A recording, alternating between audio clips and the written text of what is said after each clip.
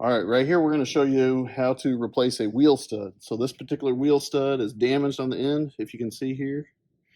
So this one has a ruined thread and it's broken off as compared to these four that are good.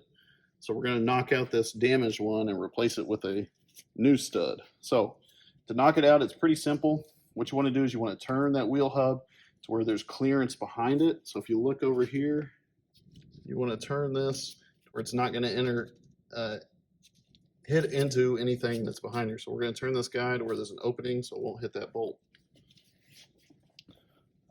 So a lot of times these are pretty easy to knock out with just a hammer. If they're real tough, you could get an air hammer with a punch bit on it and knock it out, but this one should come out pretty easy here.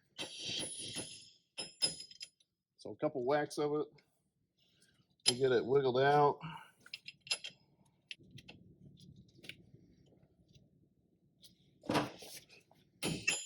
There we go. So get the old one out. We're just going to put the new one in a similar way. So you just got to wiggle it in to where we can get it started.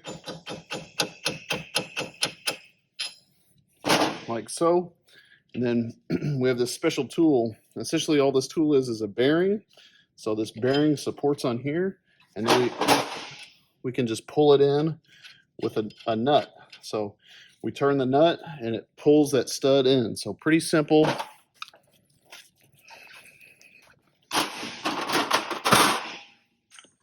So you want to do this by hand. I don't like doing it with the impact wrench or anything. So we're just going to turn it with a ratchet. If the wheel wants to turn, just hold it so the hub doesn't turn. We're pulling it in. So if you look behind here, it's pulling this stud in. And these serrations on the stud is what hold it into the hub. So we're just pulling that in ever so slowly.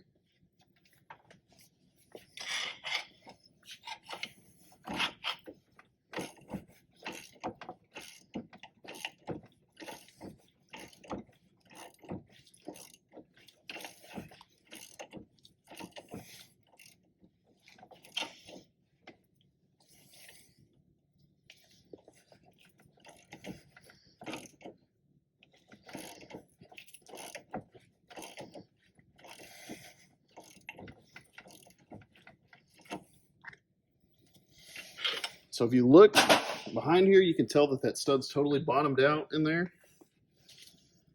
Right here, there's no gap between the stud, the silver stud, and the hub. So we know that it's pulled in all the way. You have to ensure that it's pulled in all the way, because if not, when you go to torque down your wheel with the wheel back on, it's going to want to pull that in. It's not going to give you an accurate torque.